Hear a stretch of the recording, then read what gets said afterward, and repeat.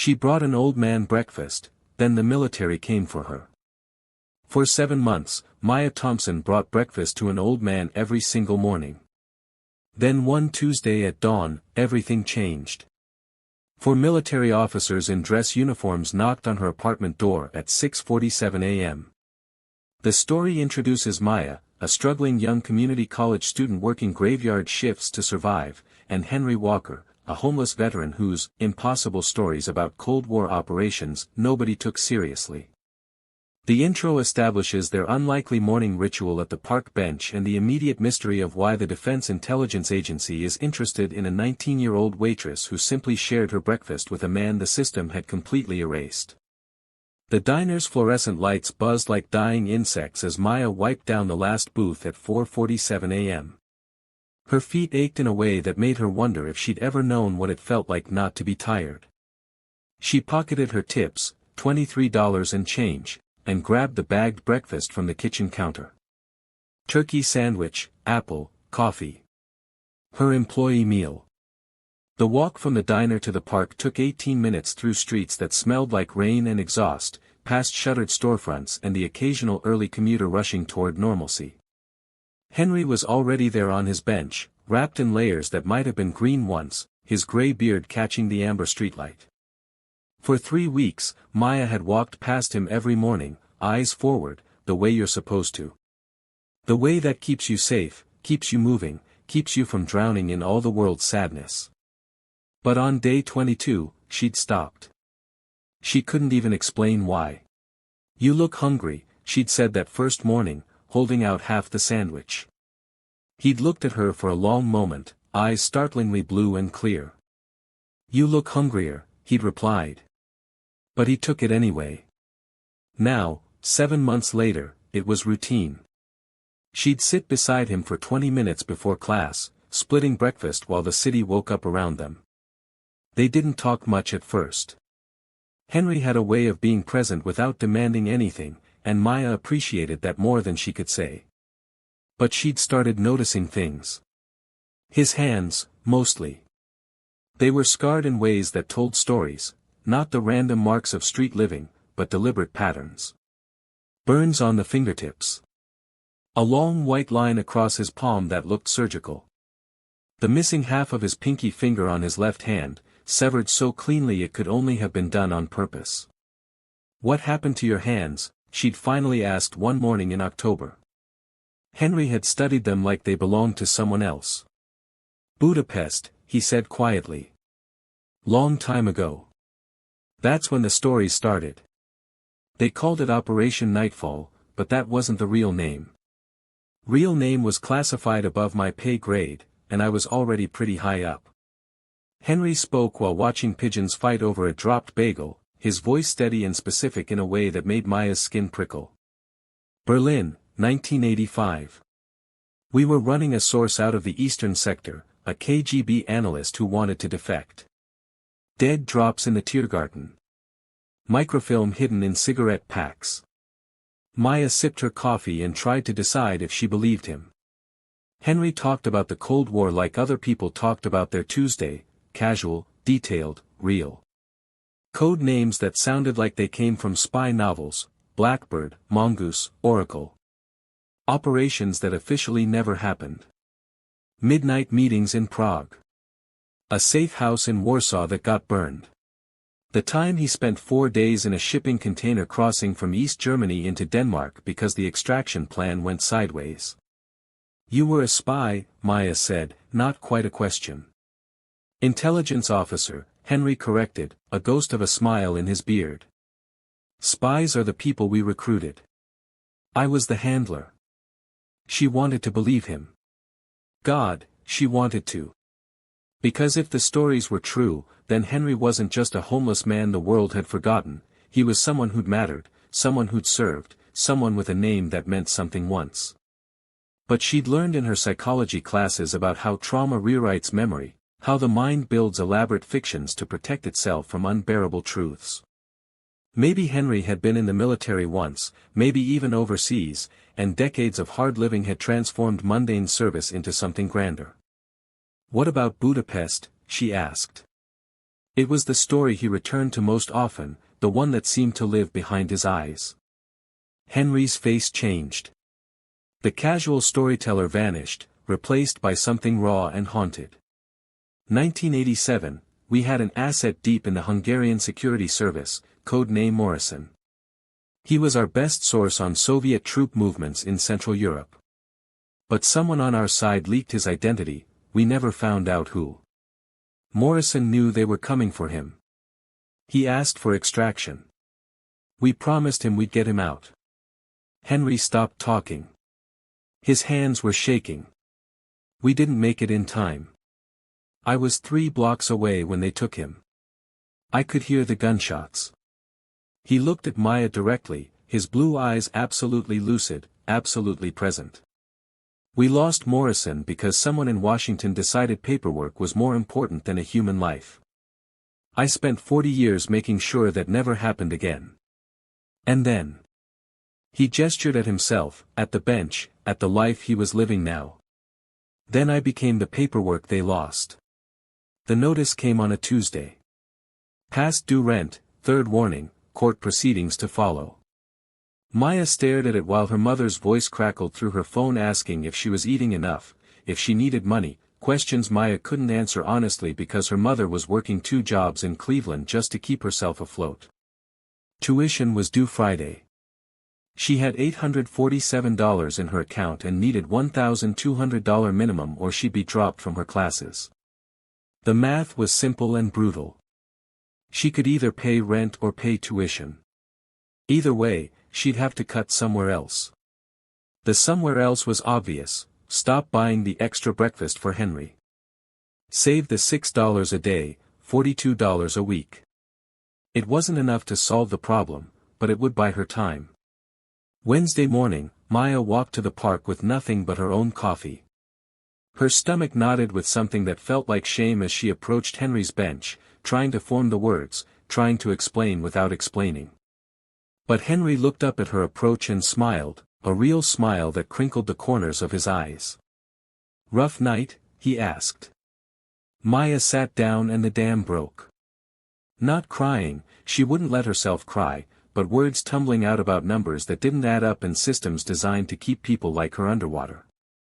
About feeling like she was drowning on dry land, working 70 hours a week and still sinking. About being so tired she couldn't remember what it felt like not to be tired. Henry listened without interrupting.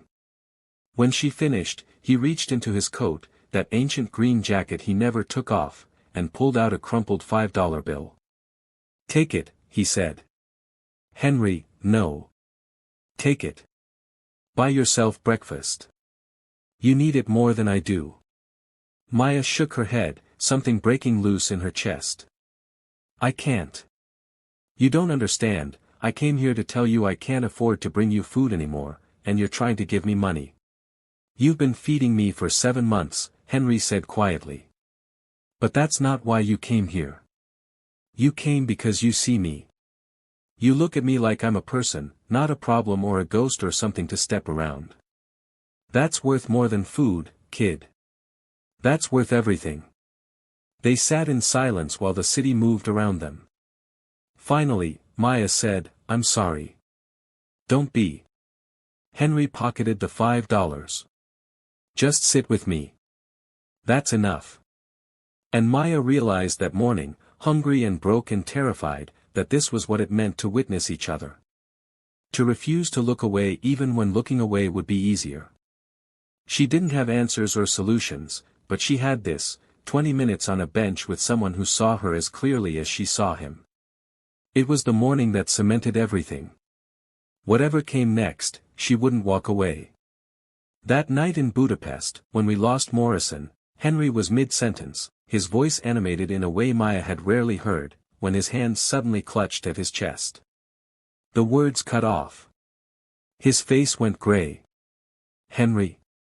Maya's coffee cup hit the pavement. "Henry, what's wrong?" "Can't," he was gasping, his blue eyes wide with panic and pain. "Can't breathe."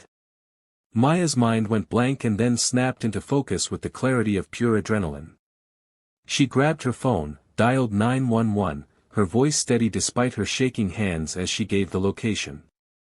Park bench, corner of 5th and Marshall, man in his 70s, chest pain, difficulty breathing, yes, she'll stay with him. The ambulance arrived in 7 minutes that felt like 7 hours.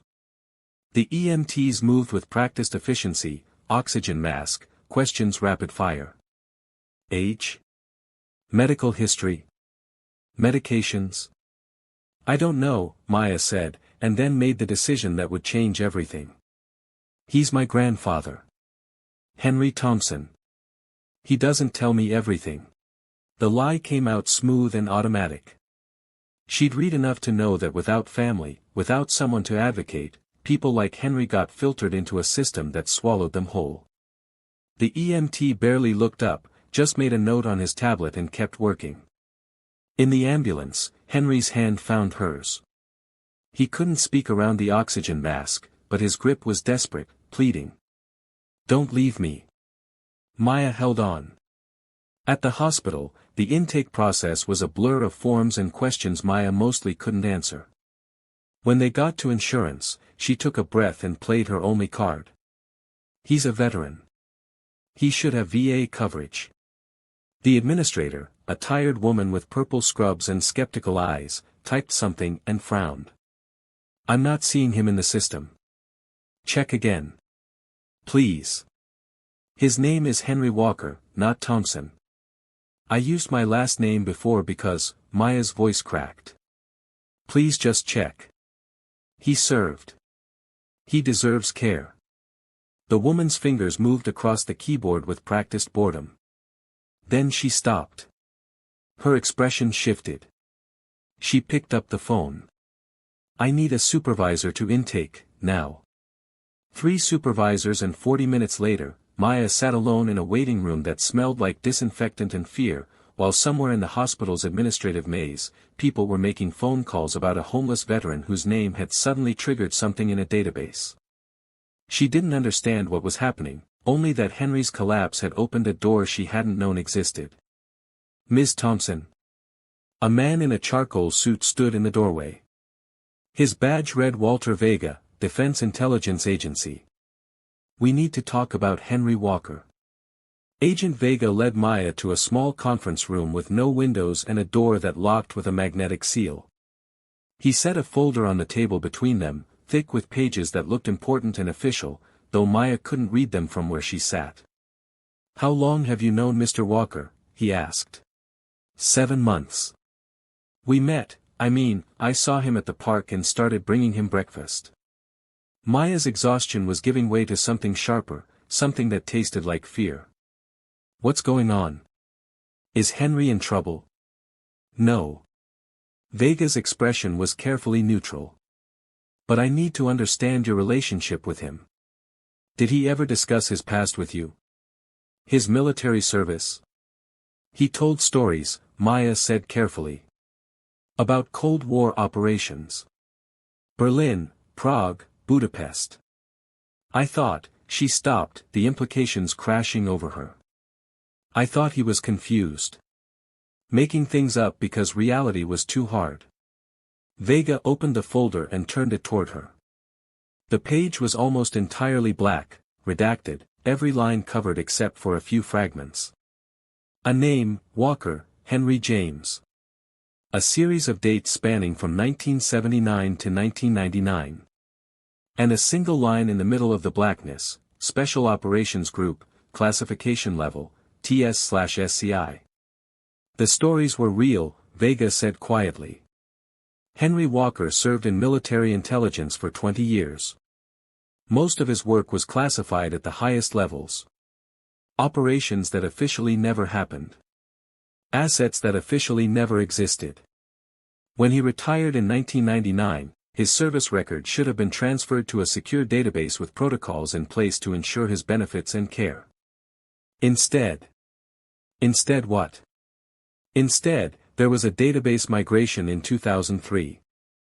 A systems upgrade that was supposed to make everything more efficient. Somewhere in the transfer, files with unusual classification markers got flagged and separated for manual review. Henry's file was one of about 200 that were flagged. And then, Vega's jaw tightened.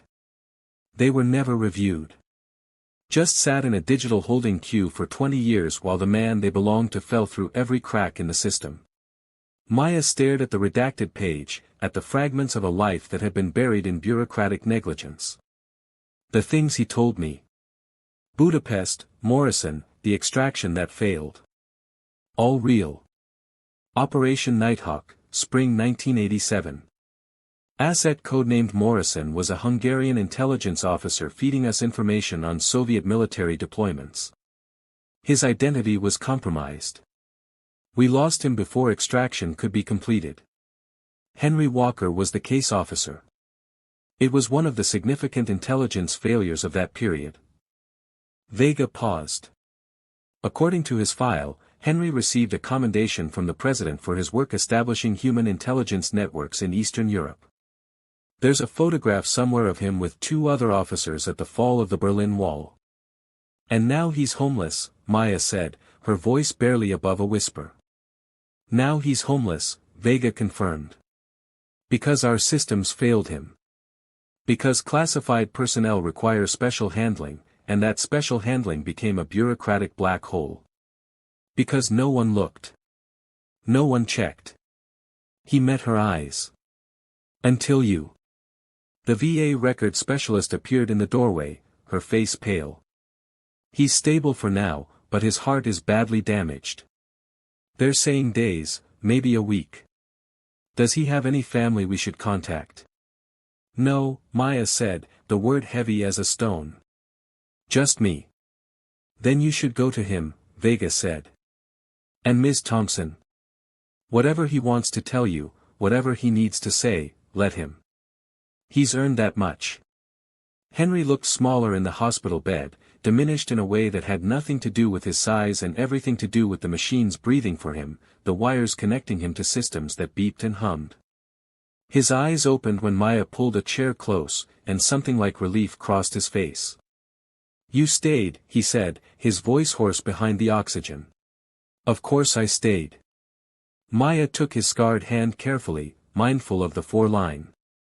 Henry, they told me. About your service, about the files.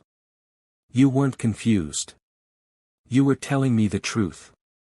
I know how it sounded. His breathing was labored, each word an effort. Crazy old man with his spy stories. But I needed someone to know. Before the end, I needed someone to know I wasn't nobody. That I mattered once. You matter now, Maya said fiercely. You've always mattered. Henry smiled faintly. You're a terrible liar, kid. But I appreciate the effort. He shifted slightly, wincing. There's something in my coat pocket. Inside lining, left side. Get it. Maya found the green jacket folded on a chair and felt along the torn lining until her fingers touched paper. An envelope, old and weathered, sealed with wax that had cracked with age. On the front, written in careful script, Brigadier General Robert Chen, Defense Intelligence Agency. Personal and confidential. I wrote that 20 years ago, Henry said. Kept it with me, just in case. Never thought I'd need it, but I couldn't let it go. Didn't trust the system to remember. Guess I was right. He coughed, a wet sound that made the monitors scream briefly before settling. When I'm gone, you take that to General Chen. Only Chen. Don't mail it, don't give it to anyone else. Promise me. Henry. Promise me, Maya. I promise. He closed his eyes, exhausted. I wasn't crazy, kid. I wish I had been. Would have been easier.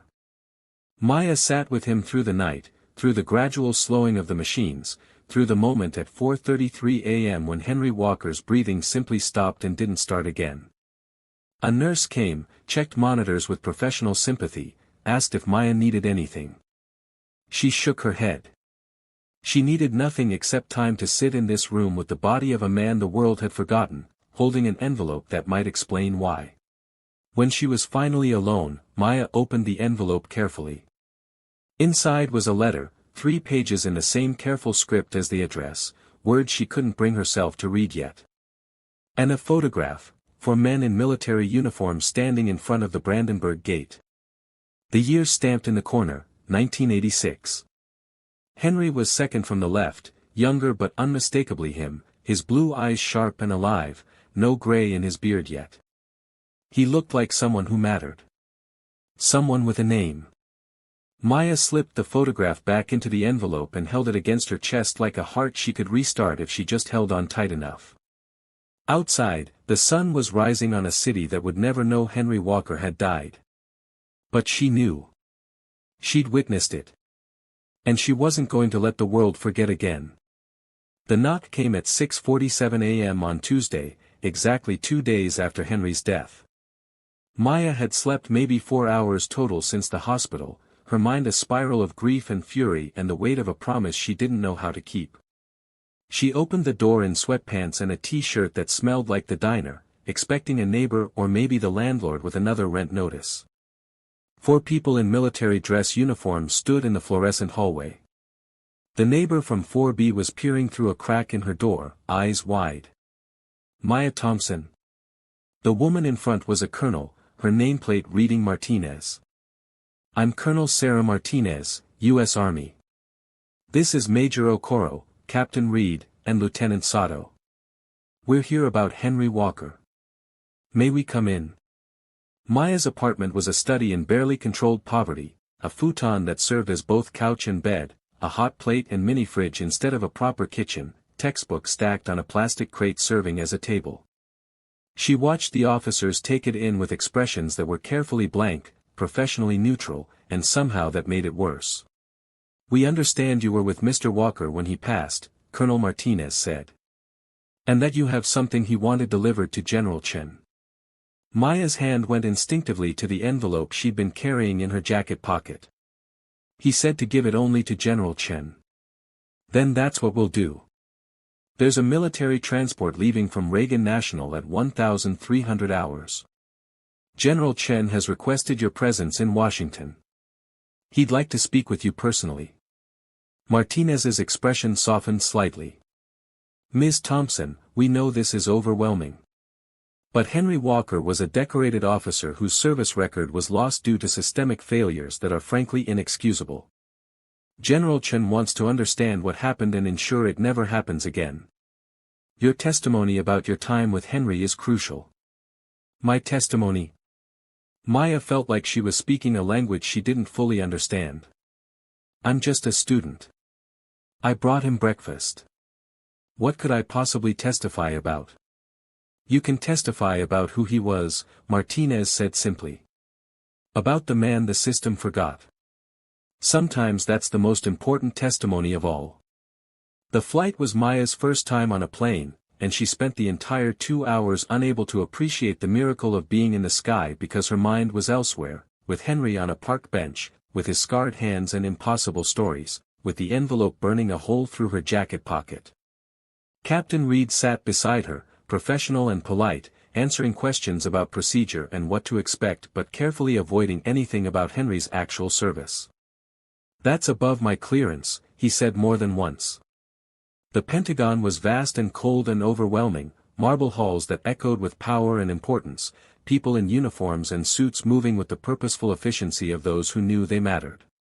Maya felt like a ghost haunting the wrong world in her Target jeans and borrowed blazer that Colonel Martinez had produced from somewhere because you can't meet a general looking like you just rolled out of bed. General Robert Chen's office was smaller than she expected, with windows overlooking the Potomac and walls covered in photographs, military operations, handshakes with presidents, ceremonies she didn't understand. Chen himself was a composed man in his 60s with gray hair and eyes that held something Maya recognized from Henry's face. Shame. Ms. Thompson. He stood when she entered, gestured to a chair. Thank you for coming. I know this has been traumatic. You lost him, Maya said. The words came out sharper than she intended, but she was too exhausted for diplomacy. Agent Vega said it was a database error, files getting flagged and forgotten, but that's just words that mean you lost a man who gave everything for this country. Yes. Chen's voice was quiet. We did. Our systems failed, and a man who ran assets behind the Iron Curtain, who risked his life for intelligence that shaped foreign policy for decades, ended up on a park bench. And it took a 19-year-old sharing her breakfast to make us remember he existed. He paused. That's inexcusable. That's unforgivable. And I need you to help us ensure it never happens again. Maya pulled out the envelope. Chen opened it with careful reverence, reading the letter with an expression that shifted from professional interest to something rawer, more human. When he finished, he set it down with hands that weren't quite steady. He documented everything. Every classified operation he worked on, every asset he ran, every intelligence report he filed. He knew the bureaucracy might lose him, so he created his own record. And he asked, Chen's voice caught. He asked that someone make sure the others don't get lost too. He believed there were more like him. Are there? We don't know. That's the terrifying part, we don't know. Chen met her eyes. There's a congressional hearing next week. Closed session, Oversight Committee on Intelligence Operations. They want to understand how this happened and what systemic changes need to occur. I need you to testify. Not about classified operations, not about intelligence methodology. About Henry. About who he was in those last 7 months, about what it means when a country forgets the people who served it. I don't know anything about testifying before Congress. You know about Henry Walker. That's enough. The hearing room was smaller than Maya had imagined, wood-paneled and formal, with a curved table where 5 senators sat looking down at a single chair where witnesses would sit and be judged. Maya wore the borrowed blazer and her cleanest jeans and felt like an imposter in a game whose rules she didn't understand. The lawyer from General Chen's office had prepared testimony for her, 3 pages of carefully worded statements about systemic failures and the need for oversight reforms. She read the first 2 pages in a voice that shook only slightly, hitting all the talking points about database integrity and classification protocols and the critical importance of tracking personnel with sensitive clearances. The senators asked perfunctory questions. Everything was polite and procedural and meaningless. Then Senator William Garrett, a man with silver hair and an expression that suggested this was all a waste of his valuable time, leaned forward. Ms. Thompson, while Mr. Walker's situation is regrettable, surely you can understand that classified personnel require special handling. These things happen in complex systems. What exactly do you propose we do differently? Maya looked down at the prepared statement. Page 3 outlined 5 specific policy recommendations written by people who understood how government worked. Sensible reforms. Bureaucratic solutions to bureaucratic problems. She put the paper down. I propose you remember that Henry Walker was a person. Her voice came out steadier than she felt. Not a file. Not a classification level. Not a piece of paperwork that got flagged and forgotten. A person who spent his mornings telling me stories about operations in Berlin and Prague because he needed someone to know he'd mattered. A person whose hands were scarred from burns he got extracting an asset from East Germany. A person who watched a man die in Budapest because the bureaucracy moved too slowly, and who spent 40 years making sure it didn't happen again, until it happened to him. Ms. Thompson, Garrett began. I'm not finished. Maya's hands were shaking but her voice wasn't. You want to know what I propose? I propose you look at him. Really look. Not at his file or his classification level, but at the fact that a decorated intelligence officer ended up on a park bench where people walked past him every single day and never saw him. I propose you ask yourselves how many more Henry Walkers are out there right now, with their impossible stories and their scarred hands, being invisible because the system that was supposed to protect them decided they were too complicated to deal with. The room was silent. Maya's voice cracked but she kept going. Henry told me once that the worst thing wasn't being homeless. The worst thing was being erased. Having your service, your sacrifice, your entire identity just vanished because someone decided paperwork was more important than remembering you existed. He said in Budapest, they lost a man named Morrison because bureaucracy moved slower than bullets. And then the same thing happened to Henry, just over decades instead of minutes. She looked directly at Senator Garrett. So here's what I propose, how many more? How many other Henry Walkers are out there right now, and we're all just walking past them? No one spoke. Maya realized she was crying and didn't care. She'd said what needed saying. The lawyers could worry about the policy recommendations. Henry deserved someone who'd speak the truth about what his erasure had cost. Senator Patricia Wolfe, who'd been silent throughout the hearing, cleared her throat. Ms. Thompson, thank you for your testimony. This committee will be recommending immediate action on the policy reforms outlined in your written statement. But more importantly, her voice was thick with something that might have been anger or might have been shame.